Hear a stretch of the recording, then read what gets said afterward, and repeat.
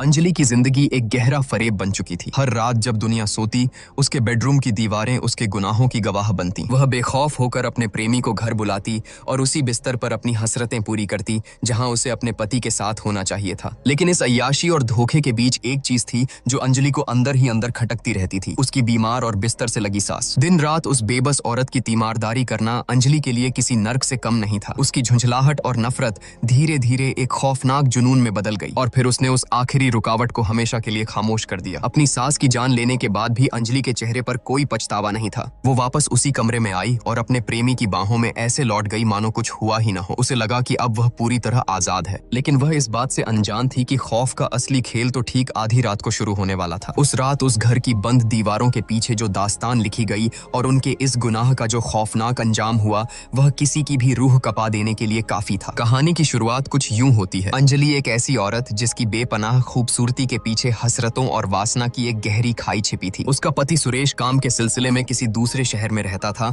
और इस दूरी ने अंजलि की जिंदगी में जो खालीपन पैदा किया, उसने एक खतरनाक मोड़ ले लिया था। इस सूनेपन को भरने के लिए उसने अपने कॉलेज के जूनियर दर्पण को चुना। दर्पण अब सिर्फ उसका प्रेमी नहीं बल्कि उसकी जिंदगी का सबसे स्याह और गहरा राज बन चुका था। जब भी मौका मिलता, रात के खामोश अंधेरे में अंजलि उसे अपने घर बुला लेती और बंद दरवाजों के पीछे दोनों बेखौफ होकर इस नाजायज रिश्ते की सारी हदें पार करते। लेकिन अंजलि की प्यास किसी अंतहीन कुएं की तरह थी। दिन ब दिन उसकी चाहतें इतनी हावी होती जा रही थीं कि अब दर्पण का साथ भी उसे कम लगने लगा था। आज रात भी दर्पण उसके बिस्तर तक आना चाहता था, लेकिन अंजलि ने उसे मना कर दिया। फिर भी उस रात के सन्नाटे में दोनों फोन पर देर तक फुसफुसाते हुए अपनी हसरतों को हवा देते रहे। दूसरी तरफ घर का माहौल अंजलि की रंगीन दुनिया से बिल्कुल उलट एकदम घोंटू उदासी और मौत की खामोशी से भरा था। घर में उसका एक छोटा बेटा, बीमार सास और ससुर बलवंत मौजूद थे। सास की हालत इतनी जर्जर थी कि उनका शरीर बस बिस्तर का ही एक हिस्सा बनकर रह गया था। अंजलि को उस बेबस बुढ़िया से सख्त चिढ़ थी। उनकी देखभाल करना उसे अपने ऊपर एक बदनुमा बोझ लगता था। इसी नफरत के चलते उसने रीना नाम की एक केयरटेकर को काम पर रखा हुआ था। ससुर बलवंत की हालत भी कुछ खास नहीं थी। उनकी एक आंख की रोशनी जा चुकी थी